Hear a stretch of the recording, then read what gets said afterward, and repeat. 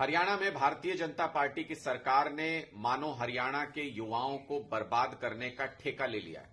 हरियाणा में एक भी भर्ती सही तरीके से नहीं हो पा रही है। इस बार 816 शिक्षकों की भर्ती को लेकर हाईकोर्ट ने हरियाणा कर्मचारी चयन आयोग को फटकार लगाई है। 1 लाख रुपए का जुर्माना भी लगाया है कि आप भर्ती प्रक्रिया सही से नहीं कर रहे हैं, रिजल्ट सही से नहीं निकाल रहे हैं। इससे पता चलता है कि हरियाणा सरकार सुनियोजित तरीके से हरियाणा के युवाओं को बर्बाद करने की साजिश रच रही है। 40 पेपर लीक हो चुके हैं हरियाणा के अंदर।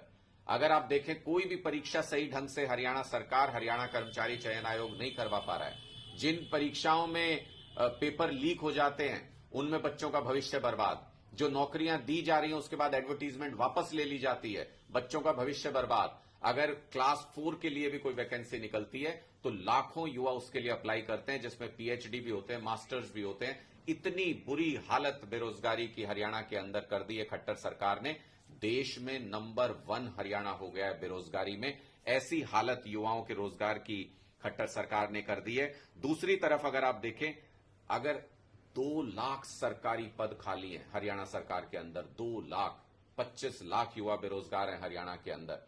अगर आप देखें तो सिर्फ एजुकेशन डिपार्टमेंट में लगभग 70,000 के आसपास वैकेंसी है उस एजुकेशन डिपार्टमेंट और उससे रिलेटेड विभागों में।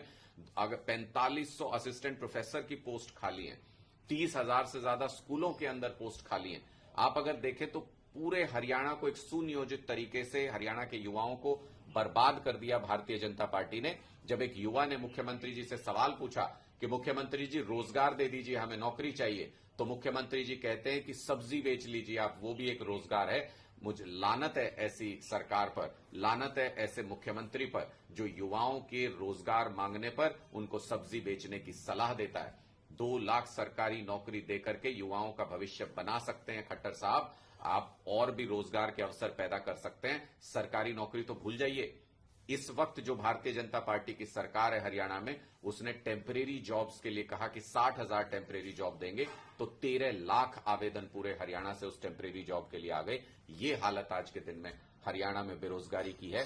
खट्टर साहब, इन युवाओं की बद्दुआएं मत लीजिए, इनके परिवारों की बद्दुआएं मत लीजिए। ये युवा धीरे धीरे बर्बादी की तरफ बढ़ रहे हैं। अभी बेरोजगार हैं, कल को नशे की लत में पड़ जाएंगे, परसों को और कहीं और खराब हालत में, खराब हाथों में चले जाएंगे।